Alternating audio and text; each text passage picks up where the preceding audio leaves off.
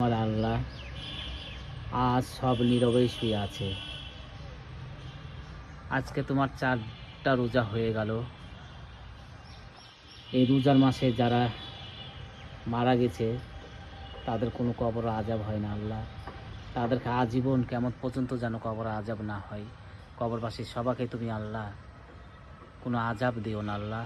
রোজার মাসে তুমি যেরকম রহমত নাজিল করো, 60টি বছর যেন এরকম রহমত নাজিল করো ওদের কবরবাসীর উপর। হে রব্বিল আলামিন, এই পৃথিবীর সব কিছুর মালিক তুমি, জান্নাতের মালিক তুমি, কবরের মালিক তুমি, জাহান্নামের মালিক তুমি।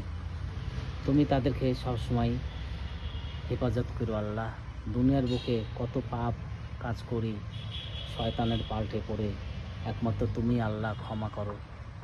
হে রব্বিল আলামিন, তুমি ছাড়া এই পৃথিবীতে আর কেউ নাই, আখিরাতেও কেউ নাই।